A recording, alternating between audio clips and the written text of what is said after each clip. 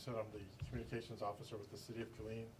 And the reason we're here today is as most everybody knows, there is an impending Arctic front coming in, and the City of Killeen just wanted to get ahead of it, let you know about our preparations for it and what we're planning on doing. We have with us our Mayor, Debbie Nash King, our Director of Homeland Security and Emergency Management, Peter Perez, and Assistant Fire Chief James Chisholm in the back. Peter will be our main speaker today. The Assistant Fire Chief will be around to answer any questions later if needed. But now, first off, Mayor Debbie Nash King. Thank you, Marcus. Good afternoon. We wanted to hold this press conference because we want this message to reach as many citizens as possible. The safety and well-being of our residents is our top priority. Many people only think of weather as being dangerous if there are strong winds or storms involved, but cold weather can be just as deadly. It is the cause of death for more than 1,000 people each year. We have a population of people who do not have a warm place to lay their head at night, and we want to make sure they are taken care of and that they have options. Our residents can rest assured that our team is prepared to work with the community partners and continue to provide the best services for our residents in Killeen. I will now turn this over to our Homeland Security and Emergency Management Director, Mr. Peter Perez. Thank you.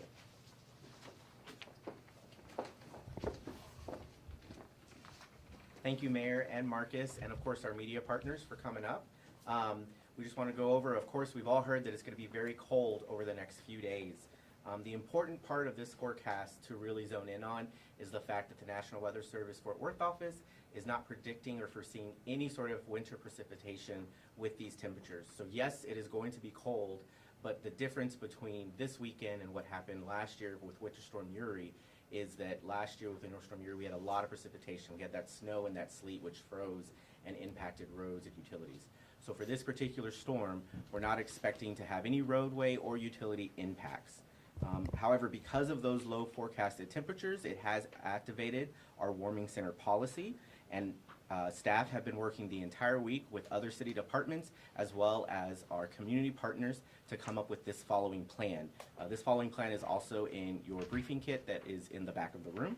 And so the Moss Rose Community Center of the Killeen Housing Authority is going to serve as our warming center for this weekend.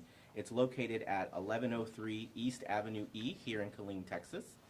Starting tomorrow at noon, they will open up for lunch, which is something they normally do every week on Tuesdays and Thursdays. So they'll open up for lunch, and they will go ahead and stay open from that time. So they'll stay open Thursday night, and then Friday they'll be serving a breakfast, and then they will also stay open all day Friday. Because of those really low forecasted wind chill temperatures going down even to the -5 degrees, we wanted to make sure that Friday and Saturday the center was going to remain open during those days and the evenings. So again, Saturday they'll also be open all day, and then at the current plan is Sunday morning they will close after breakfast. They normally again serve breakfast at around 8 a.m. So after that time is when they'll close. They'll take a chance to thoroughly clean the facility, and we already do have plans to open again Sunday evening at 6 p.m. and open that center up overnight as well. With forecasts changing and it being kind of a holiday weekend and a few days out, we're constantly monitoring it. So any updates or changes to this schedule will be communicated through the City of Killeen's communication methods. Our platforms are obviously our website, our news alert center, which is where community members can sign up for text messages and emails, our social media where we have Facebook and Twitter, as well as our emergency communication system, which is the emergency code red system. That's also another opt-in system that community members need to go and sign up for before they get information. We know 3 agencies in our area that have emergency shelters set up. Those are those overnights where they're providing bedding, hygiene kits, showers, as well as food. Those 3 are the Salvation Army Temple Corps, so in Temple, the Families in Crisis Center, which is here in Killeen, as well as the Jesus Hope and Love Mission, which is also here in Killeen. And again, the contact information for those agencies is listed in your press packet if you'd like to reach out to them for more specifics. Lastly, many people have contacted the city and our office over the past few days asking, how can they volunteer, how can they donate? And that's what we really enjoy about our community here. We like to come together when something's impacting everybody and see how we can help. The city does not really take donations because each facility is different.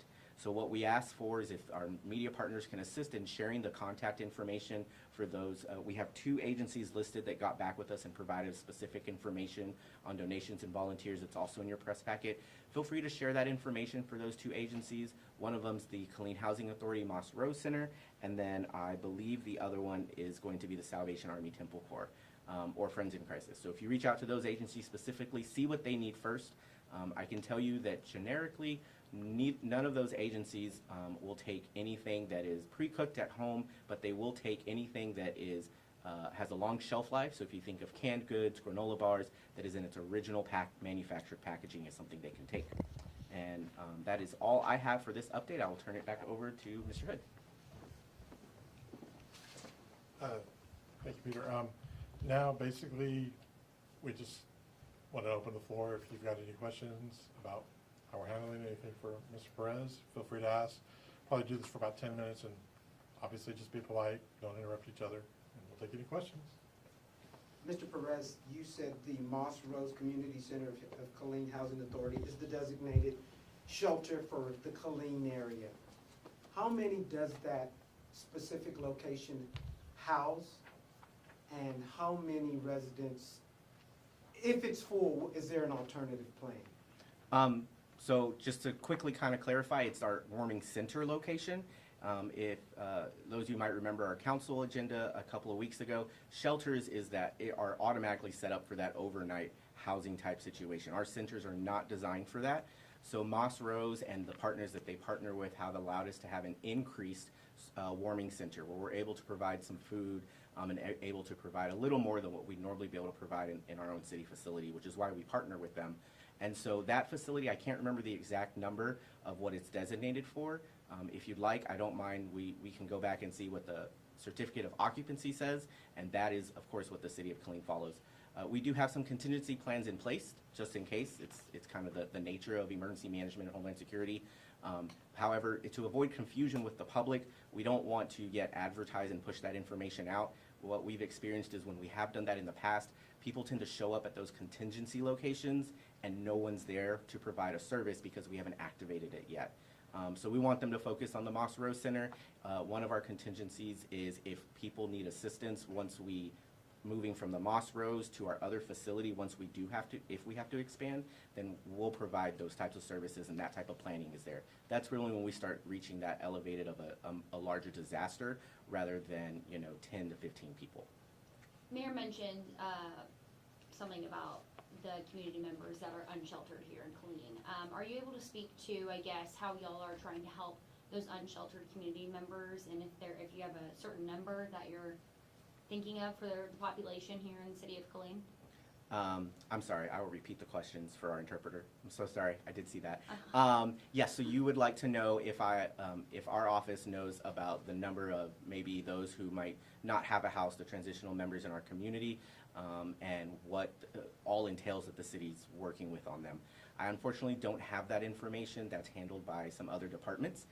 I can tell you that the one thing, and this has been advertised at multiple city council meetings and through the media, that y'all have done a great job with it, is our partnership with the city of Temple in kind of creating a homeless, I think they called it a task force or a working group, and they hired an outside agency to come in and help us do an assessment.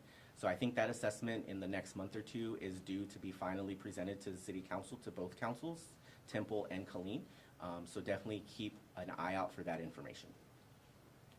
Is it I guess, whoever comes in first, would it be, I mean, how are you accepting people? Describe how people do they have to sign up prior? Is it on a first come, first served basis? That's what I was trying to get out. And can you describe exactly what those in need can expect? Is there a cot that they're sleeping on? Is there a sleeping bag? Kind of describe some of the details about it. Yeah, of course. So you're asking what type of services are offered in this facility and how people can access the facility. I would hate to use the term first come, first serve, because that means like there's an end in sight, and that's kind of not what we plan for. But I will say that yes, anybody who goes to that facility, walks in the doors and says, I don't have a warm place to stay, that could even be the fact that you have a house or apartment and it's just not warm enough there. That is what this facility is for. And so anybody that walks in the doors is welcome as long as they obey the facility rules and laws. So once they come in, they will be expected to sign in on our sign-in form. Something that we've kind of made clear with our staff that work it and many people that we see frequently when they come here is your name is not necessarily important as much as it's helping us tally up how many people that night came. We ask some other very basic demographics such as age range as well as veteran status, because there's other agencies in the area who are asking for that information from the city, and we've never asked it before. So if we start asking it, we might have that data available. Once they're there, we have tables and chairs set up. There is a TV available that normally they will play some type of movie or have the news or something on. I'm imagining since it's Christmas time, they'll probably have some Christmas movies playing. And then Moss Rose from the Clean Housing Authority is really great because they have other partners. A couple of them I've always mentioned is the LULAC Head NCI Council, as well as one of the VFW posts in the area. So they actually sign up to cook meals, whether it be breakfast, lunch, dinner, and they're on a rotational basis. So those other volunteer groups come in and provide that enhancement to the warming center. Where it always is up to that facility if they have cots or access to cots if they want to set them up. I can tell you that, of course, many people saw that earlier we were doing a blanket drive and a sleeping bag drive.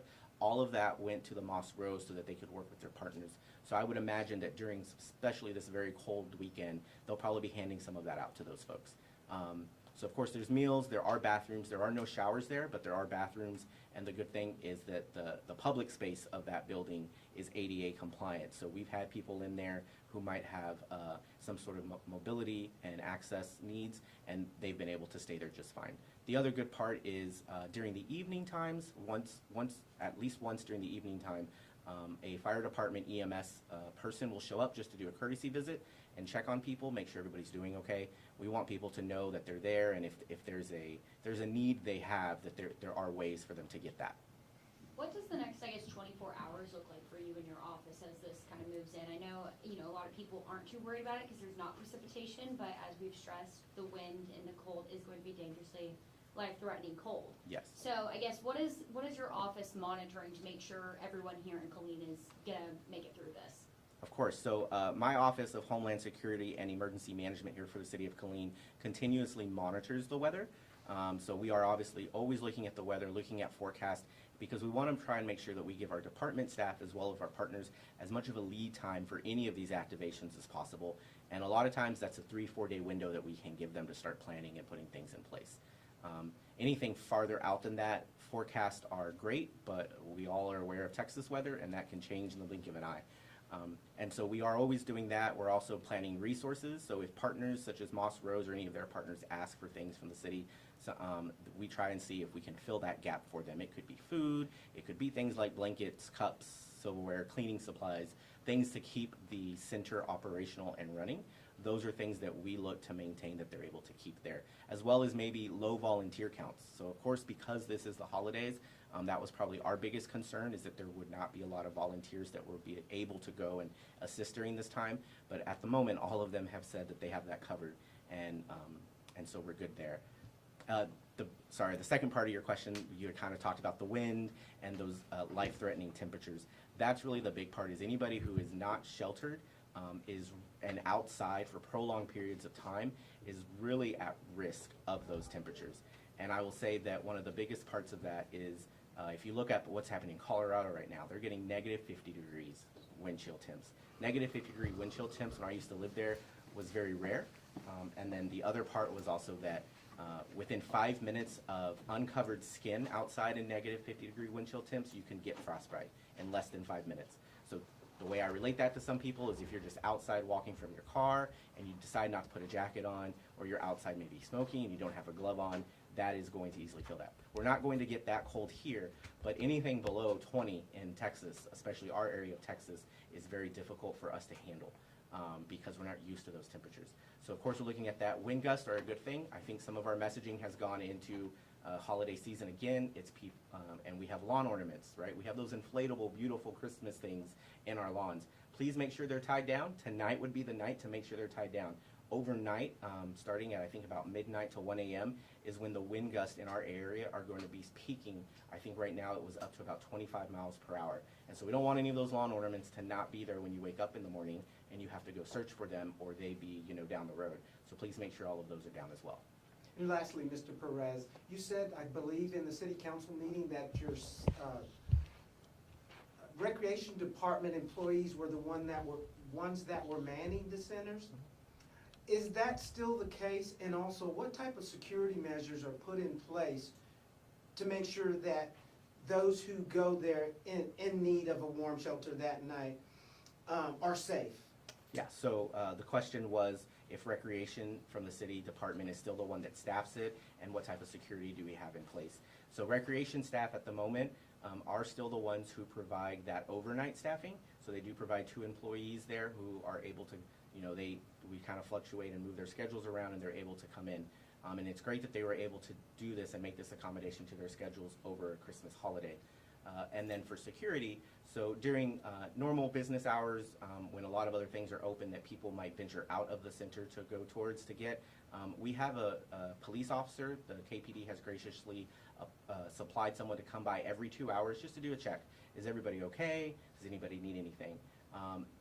Towards the evening hours is when an officer is permanently stationed there with those 2 recreation employees, and they don't leave until the morning when the recreation employees leave. And then since we're staying open in the day, they'll go back on that 2-hour rotation of someone coming by and checking. So yeah, so that's where we make sure that people follow the facility rules, laws, regulations, and don't do anything prohibited in there as well. Thank you, Mr. President. Do you have any concerns, I guess, about the power grid? Are y'all monitoring that? Have y'all heard anything from ERCOT as a city agency? I know a lot of Texans are always worried about that since we went through a very hard time in that time period. Is there any concerns, or are you pretty confident in how our power grid's going to supply during this storm? Yeah, so the question was if the city's gotten any communication from ERCOT, the Electrical Reliability Council of Texas, to say acronyms for her, sorry. But then also, how reliable are we in that?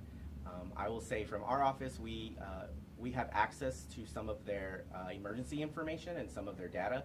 So we have been reviewing that this week as well. We also saw that the Texas Division of Emergency Management sent all of the emergency managers a notice from them saying that ERCOT did not foresee any issues with this winter storm. They foresee that they're able to carry that load. And so that is the information that they have communicated to us, and that's what we are expecting throughout this. What tips do you have for folks who may be seeking shelter in those warming centers in the next couple of days leading up to this weather? Yeah, of course. So the tips that I have for the people seeking those shelters is, I would say probably one of our biggest is don't feel shy.